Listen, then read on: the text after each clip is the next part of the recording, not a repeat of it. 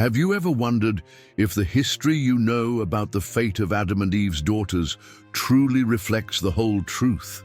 What if I told you that the traditional narrative might be hiding a veil of mystery, a profound truth that has remained in the shadows for millennia? This is a journey not only into the depths of a sacred text, but also into the most intimate corners of our own faith and understanding of the divine. Do you believe that the Bible has revealed every detail of humanity's dawn? Leave your comment and share your spiritual experience with the lesser explored parts of Scripture. Today we will dive into a mystery that challenges centuries of interpretation and could forever change the way you understand the origins of our existence and the divine plan. The story of Adam and Eve, so fundamental to Abrahamic theology, often comes to an abrupt halt after their expulsion from Eden and the account of their sons Cain and Abel. But what happened to their daughters? Did they simply vanish into the vast silence of biblical history, relegated to a footnote or worse, to non-existence in the minds of most believers? This seemingly minor omission conceals a series of profound implications that invite us to a spiritual and theological investigation, seeking to unveil what Genesis, in its apparent simplicity, hides between its verses. Rabbinic tradition and apocryphal texts, often considered outside the main canon, were not content with this silence, and in fact, ventured to explore these narrative gaps with a wealth of details and perspectives that the canonical Bible seems to deliberately omit. It is precisely in these hidden treasures that we might find the pieces to complete this intricate puzzle. When Genesis 5:4 tells us that Adam begot sons and daughters after the birth of Seth, the mention of the daughters is so brief that it almost goes unnoticed, a mere aside in the genealogy that focuses almost exclusively on the patriarchal line. Yet could this brevity be an invitation to deeper reflection, a sign that there is a golden thread of knowledge waiting to be unraveled? Is it possible that the fate of these primordial women was so crucial, or perhaps so enigmatic, that their full story was reserved for those with eyes to see and ears to hear beyond the obvious? To truly understand the veil that covers Adam and Eve's daughters, we must delve into the vast and profound waters of ancient Jewish thought, where the Bible is seen not as a static text, but as a living organism, full of layers of meaning and allusions. The Midrash, for example, a body of rabbinic exegesis, often amplifies and expands biblical narratives, filling the gaps with details that do not contradict the text, but seek to illuminate it. In the Midrash, as well as in the Talmud and the Zohar, we find suggestions and accounts that shed light on the lives of these women, whom the canonical narrative left in the shadows. Were these daughters merely instruments for the procreation of the human race, or did they play a more significant role in establishing the first communities and transmitting their parents' spiritual legacies? The question resonates with particular force, given the central role of women in other biblical narratives, though often relegated to the background by the patriarchal perspective of the time. Consider, for example, the impact of the fall and the expulsion from Eden. Adam and Eve, having known perfect communion with the divine, now lived in a world marked by pain, suffering, and mortality. Their sons and daughters were born into this new reality, with an inheritance of sin and the hard labor of the land. How did this existential exile influence the formation of these first souls? And how did the longing for the lost paradise manifest in their lives? Scholars like Augustine of Hippo, in his monumental work The City of God, reflected on the nature of original sin and its transmission, but rarely lingered on the specific fate of these daughters beyond their generic inclusion in Adam's progeny. However, early Christian tradition in certain circles also ventured to speculate on these aspects. Origen of Alexandria, with his sharp mind and allegorical approach, did not hesitate to explore the deeper implications of every word in Scripture, seeking spiritual truths beyond the literal. The truth is that beyond procreation, the existence of these daughters raises questions about the formation of the first families, the first marital alliances, and the preservation of humanity in a hostile world. Was their fate simply marriage among siblings, a biological necessity to ensure the survival of the species? Or was there a higher purpose, a theological significance beyond mere reproduction? Some apocryphal texts, such as the Book of Jubilees, do name some of Adam and Eve's daughters, such as Awan and Azura, and even recount their unions with Cain and Seth, respectively. But are these names and accounts mere inventions to fill the gaps, or do they contain fragments of an older oral tradition lost in the consolidation of the biblical canon?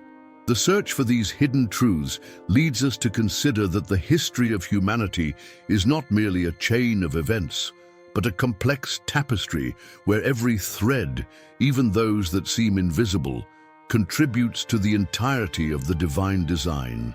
The omission of their names and detailed fates in the canonical Genesis could be interpreted not as insignificance, but as a deliberate choice, perhaps to focus the narrative on the messianic line or to preserve a mystery that only those who seek with a thirsty heart can unveil. This veil, far from being a void, becomes a space for contemplation, an invitation to pious speculation that compels us to go beyond the superficial and inquire into the depths of divine wisdom. Could the true story of these daughters speak of a purpose beyond mere earthly existence? Might their cursed fate not be a literal condemnation, but a profound lesson about the nature of humanity after the fall, a lesson about grace amid exile and hope in desolation? To dive deeper into this mystery, it is crucial to analyze the nature of the cursed fate implied in the original question.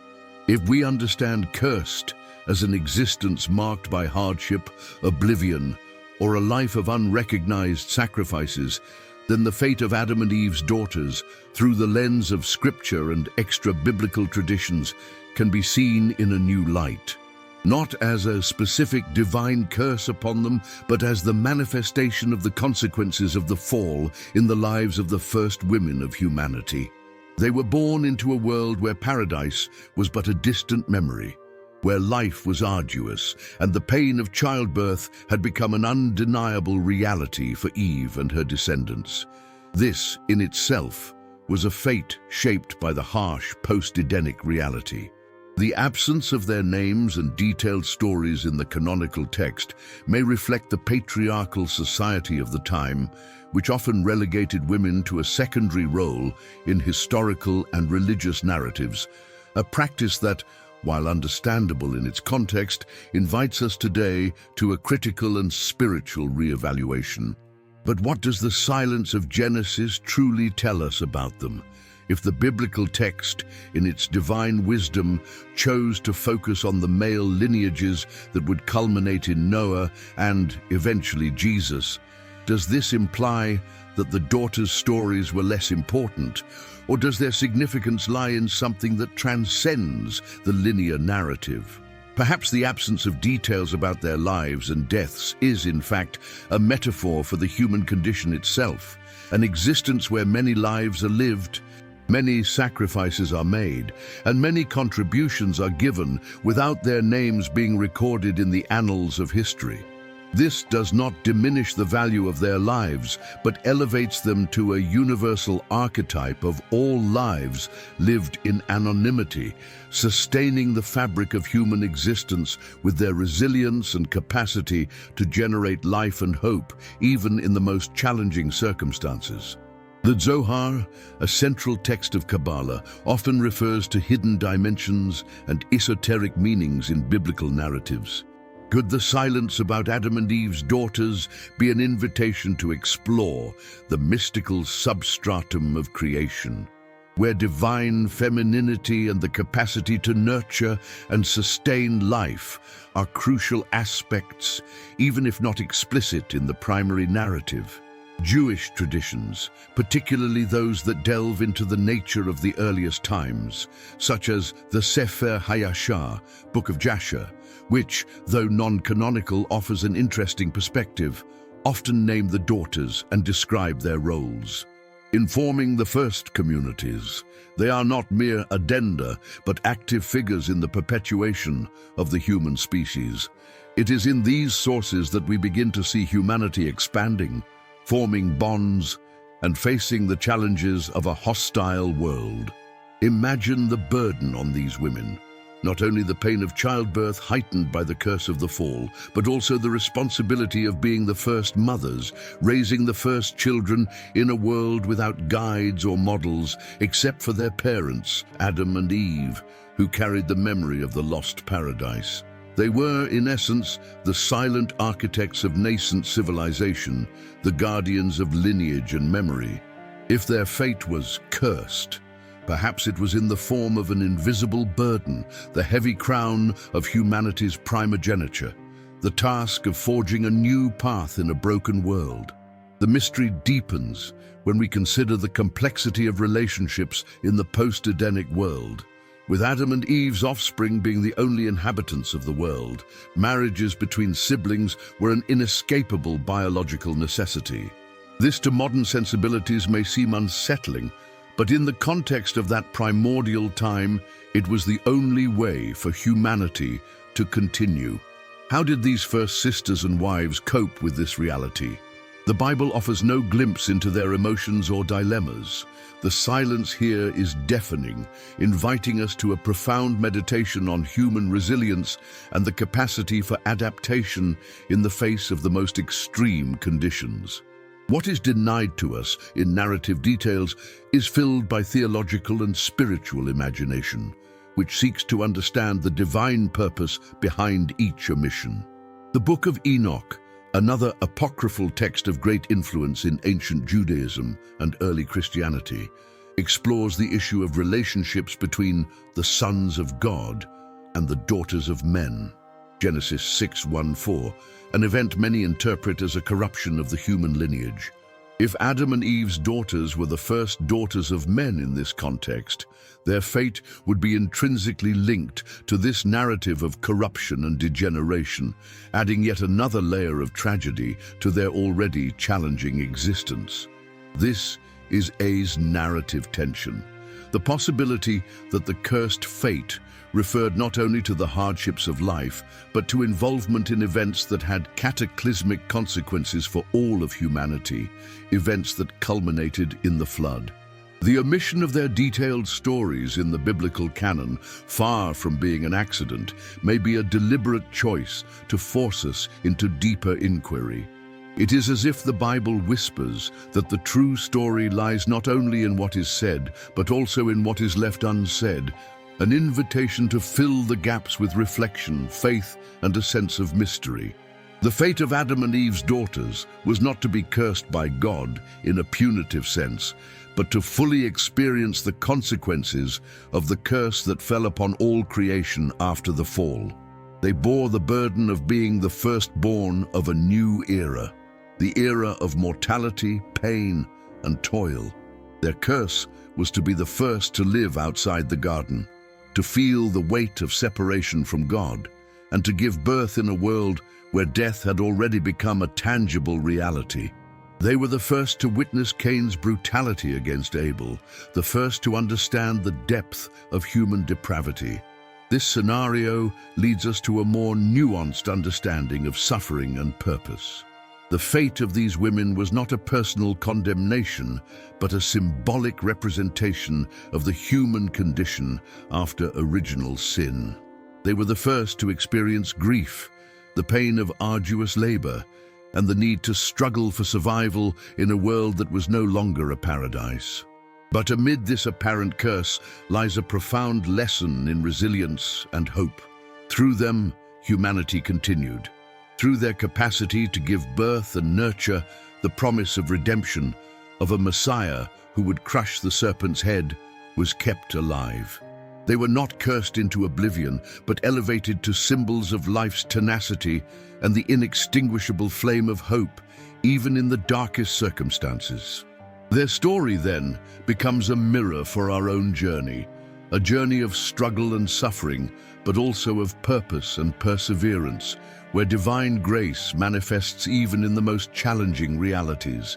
It is a reminder that even when history seems to silence certain voices, the spiritual truth and legacy of life continue to echo through time, inviting us to a deep introspection about the role of every human being in the great divine plan.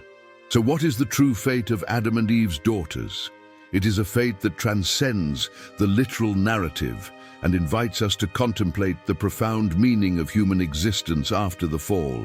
It is a fate of silent sacrifice, tireless perseverance, and fundamental contribution to the continuity of life, and the lineage that would eventually lead to salvation.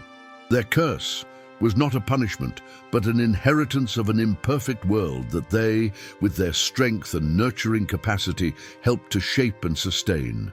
They are, in a way, the mothers of all humanity, not only in a biological sense, but also in a spiritual sense, for they represent the human capacity to flourish and keep hope alive, even in the face of adversity. Their story, though not detailed, is a testament to divine providence that never abandons its creation, even in the depths of the fall. This hidden truth in Genesis reveals that, behind the apparent silence, there is an echo of lives lived with purpose, of essential contributions to the perpetuation of the human race, and of a legacy that, though not explicitly named, is fundamental to understanding the history of salvation. Their fate, far from being an end, was a beginning for all humanity, a testament to the resilience, faith, and love that persist through the generations. What do you think about this mystery and the role of these silenced women in biblical history? We want to know your reflection on the impact of this perspective on your own faith. Leave your comment below, subscribe to the channel for more in-depth explorations of Scripture, and share this video with those seeking the truth beyond the obvious. Your participation helps us continue to uncover the hidden treasures of faith.